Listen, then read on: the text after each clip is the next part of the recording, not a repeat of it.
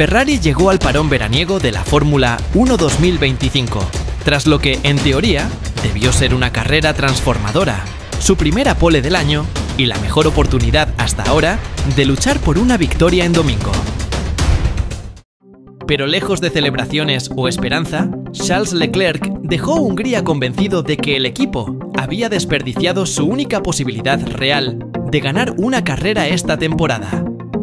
Para colmo, hay quienes sostienen que lo ocurrido en Hungaroring no reveló avances, sino todo lo contrario, que Ferrari sigue sin resolver su mayor problema técnico del año. Y mientras esa teoría gana fuerza, el equipo también lidia con la sombra de frustración que dejó el desastroso fin de semana de Lewis Hamilton. En lugar de optimismo, lo que impera en Maranello es una incómoda mezcla de decepción y resignación, incluso tras haber rozado la cima. La clave de este debate técnico está en la brutal pérdida de rendimiento que sufrió Leclerc en las últimas vueltas del Gran Premio. Tras una pole sorpresiva frente a unos McLaren dominantes en las prácticas y dos primeros stints impecables que le permitieron mantener a raya a Oscar Piastri con hasta 3 segundos de margen, todo se vino abajo. Después de su última parada, Piastri redujo en 4 vueltas una ventaja de 5 segundos y lo adelantó con facilidad. Al final, Leclerc terminó cuarto, superado también por George Russell y a más de 40 segundos del ganador, Lando Norris. Una caída estrepitosa que recordó a Shanghái, donde Ferrari ganó el sprint con Hamilton. Pero fue descalificado de la carrera principal por desgaste ilegal del fondo plano, al rodar demasiado bajo. Aquello destapó una realidad incómoda. El coche solo era veloz si se arriesgaba con alturas mínimas, comprometiendo la legalidad técnica en tandas largas. Desde entonces, Ferrari había recurrido a configuraciones conservadoras y a tácticas de ahorro extremo para sobrevivir. La actualización clave en la suspensión trasera, introducida en Spa y usada también en Hungría, se suponía que solucionaría el dilema. Pero las imágenes del Ferrari de Leclerc rozando el asfalto y soltando chispas en las primeras vueltas hacían sospechar lo contrario. ¿Arriesgó Ferrari con una altura baja para maximizar su única gran oportunidad? Era una jugada lógica. Conseguir una posición de privilegio en clasificación, defenderla en una pista donde adelantar es casi imposible, y luego gestionar el desgaste con presión de neumáticos y control de motor. Quizá apostaron por una mezcla de subviraje aerodinámico y configuración amigable con el viento cruzado para reducir la pérdida de carga en rectas. Otra medida ya vista en 2025 fue aumentar la presión de los neumáticos a medida que el coche se aligeraba, para compensar el alza natural de carga aerodinámica y evitar toques del fondo con el asfalto. El resultado, sin embargo, fue un declive abrupto, que ni siquiera los datos del equipo supieron explicar de inmediato. Leclerc culpó al final de la carrera a un problema de chasis que, según él, Ferrari no había detectado durante la prueba, pero que resultó evidente una vez finalizada. George Russell, escéptico, ironizó al respecto. No va a admitir que estaba rodando al borde de la ilegalidad, ¿verdad? La sospecha de Mercedes era clara. Que Ferrari, para proteger el fondo del coche, aumentó drásticamente la presión de los neumáticos en el último stint y además bajó el modo motor a uno conservador. El cambio de mapa fue sugerido por radio en el primer stint, pero fue en el tercero donde el ritmo se desplomó por completo. Leclerc, desconectado del coche, repitió por radio una y otra vez que el monoplaza era ingobernable y que él habría gestionado la situación de otra manera. Solo tenían que escucharme, reclamó con frustración mientras Russell lo alcanzaba. Habría manejado esto de forma distinta. Ahora es imposible de conducir. Quiso decir que prefería levantar el pie, ahorrar energía y cuidar el fondo, en lugar de alterar la presión de los neumáticos. Ferrari, como era de esperarse, negó esa versión con firmeza. En palabras de Fred Vasseur, los desplomes anteriores, implícitamente reconocidos como relacionados al desgaste del fondo, habían sido de apenas 2 o 3 décimas por vuelta, no de varios segundos como en Hungría. En cambio, Leclerc dijo que el problema pudo haber sido una modificación del alerón delantero en la última parada, que descompensó por completo el balance. El problema es que si la teoría de Mercedes es cierta, entonces la gran actualización de Ferrari no habría solucionado nada, y el equipo simplemente no quiere admitirlo. Ferrari insistió en que lo ocurrido fue un fallo único, un problema técnico puntual sin identificar, posiblemente algún daño que causó pérdida de adherencia, sobrecalentamiento de neumáticos y un desequilibrio progresivo. Si en Maranello ya han descubierto la causa, no lo dirán públicamente. El colapso se analiza aún con cautela. Pero más allá del motivo técnico, la cuestión central es cuánto costará haber perdido esta oportunidad. Porque para Leclerc, esa fue la única ocasión real de victoria en todo el 2025. Vasseur, sin embargo, no comparte ese fatalismo.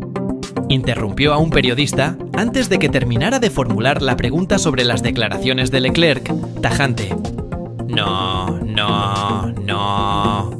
Para él, Hungría fue simplemente la mejor oportunidad hasta ahora, no la única. Argumentó que en Spa, con la nueva suspensión, Ferrari estuvo apenas a 2 décimas del ritmo de McLaren en manos de Leclerc, y que lo ocurrido en Hungaroring debía juzgarse por el rendimiento en clasificación y los 2 primeros stints, no por el derrumbe final.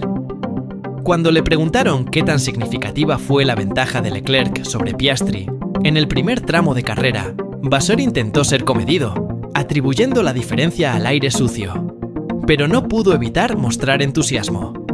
Según él, el coche no se comía los neumáticos y tenía ritmo para alargar el stint si McLaren no hubiera forzado un undercut.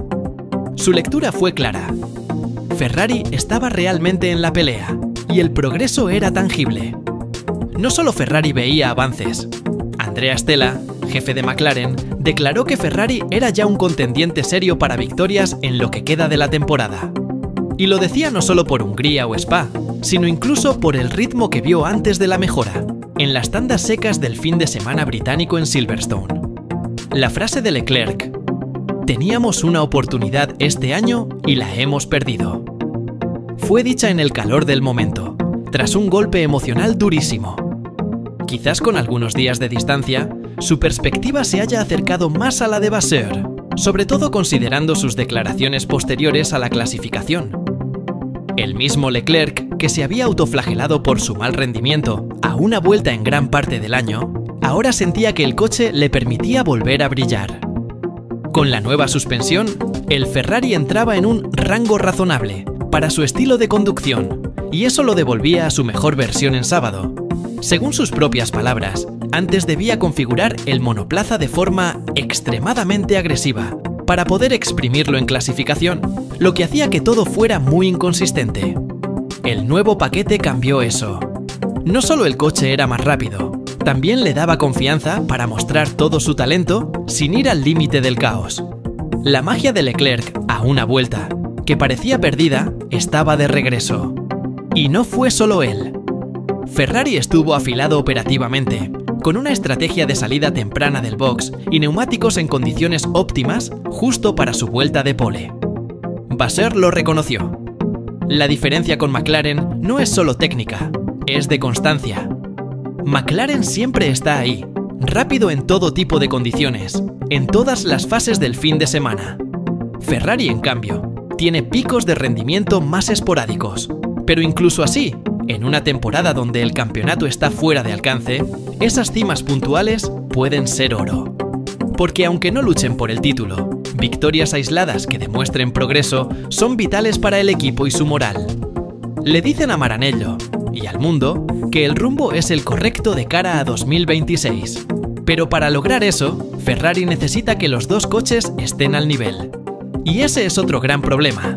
Por ahora, Leclerc está solo. Aunque Hamilton cuenta con el respaldo total del equipo, su rendimiento en Hungría fue preocupante. Un septuple campeón del mundo completamente desdibujado, fuera de la Q3, por apenas 20 milésimas y atrapado en tráfico todo el domingo. Su jefe de equipo defendió su nivel, asegurando que la diferencia con Leclerc no es tan grande como pareció, y achacando todo a una mala clasificación.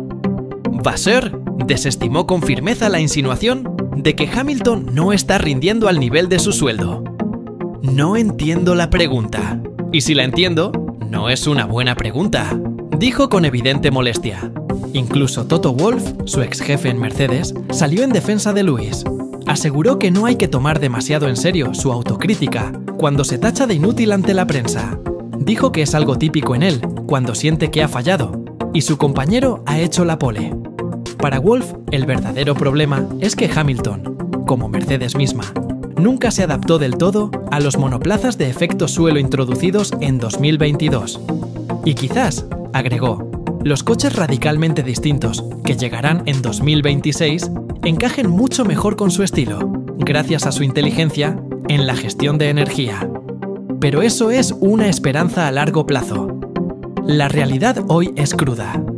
Incluso si Ferrari ha dado un paso adelante técnico con sus actualizaciones, solo Leclerc ha podido exprimirlo al máximo. Y sin un segundo piloto en condiciones de presionar a McLaren, cualquier avance pierde efecto.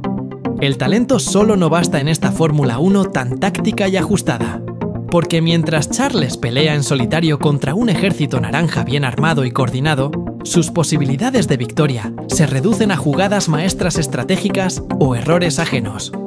McLaren ya demostró que puede hacer jugadas de ajedrez a dos bandas, como en Hungría.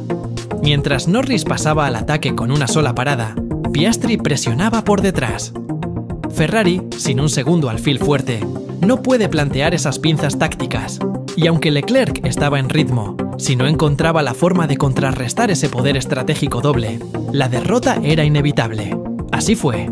Incluso sin el colapso de ritmo en el último stint, McLaren lo tenía todo calculado para vencer.